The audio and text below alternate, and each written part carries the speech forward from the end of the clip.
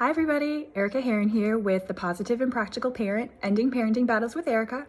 Usually I write a blog post every week and I decided to switch it up this week. And the reason for that is because I was thinking about what was most useful to me in the stage of life when my child wasn't sleeping, which was in the younger years. And what was useful to me was to be able to watch a video with my husband, get us both on the same page because I knew he wasn't going to read a book or read a blog post, and have it be short and sweet and to the point so that right away we could know what we needed to know and get started implementing those strategies and get some sleep ourselves. So I decided to switch from a blog post to video for that reason alone.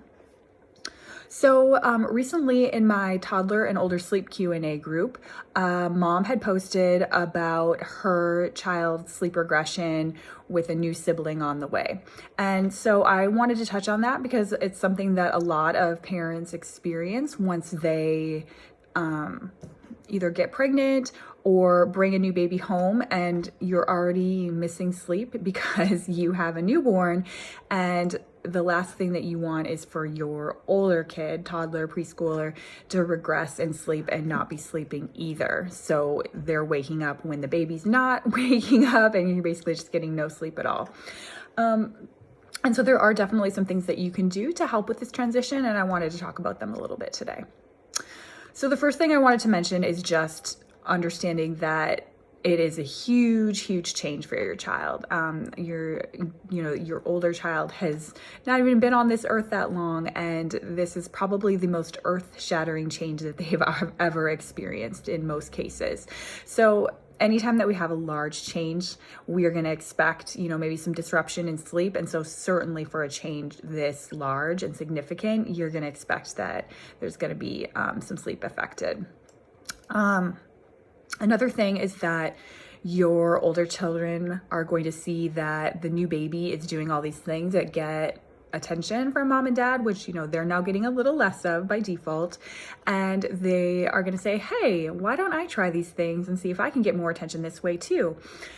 They're also going to see that the baby doesn't have to nap when they nap. They get to sleep in mom and dad's room. So there's a whole bunch of things at play. And if you look at it from a child's perspective, it makes a little more sense actually why things might be disrupted sleep-wise. So the first point that I have about, preparing for the new baby is simply that: prepare your child for the arrival of the new baby.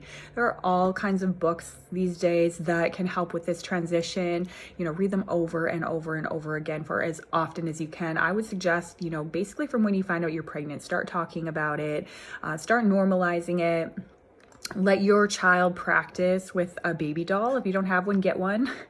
And it's kind of a hard time for this, but if you can, let them see other babies so they kind of know what to expect.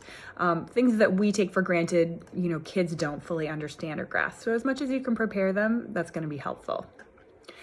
Second of all, and this is related to sleep, and then not only to sleep, but you want to make sure that your child feels secure and loved during this time. So have reasonable expectations about what this is going to look like in your child. Again, earth-shattering changes that they're going through. So don't expect them to act as if everything has remained the same. And so you might be frustrated with their changes in behavior day or night. Realize that your child is experiencing really a type of loss, and you're reacting to their behavior in a negative way is really gonna only make that felt more by them. So just try to see things from your child's point of view and understand that it's a transition that you both will eventually get through. And in the end, it'll be a great thing. They'll have a sibling and playmate for life. Third, although this may seem a little unrealistic, any way that you can spend one-on-one time with your child during this time is going to be beneficial. This might be continuing to do bedtime routine at night with them, and or finding time to spend together during the day when the baby naps.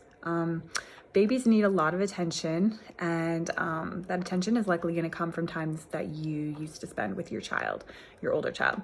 So even though it might be hard to find the time and you'd rather just zone out and do your own thing, remind yourself that if you're doing this during the day, then you're not going to maybe have to do it at night, because if they're not getting that one-on-one time during the day, then they might look for it at night. Number 4, talk often with your older child about any negative feelings or fears that they're having. Bring this up to them often. And the reason for that is sometimes these fears or negative feelings can translate to bad dreams at night. So if you can talk about it during the waking hours, then you might be able to address it that way.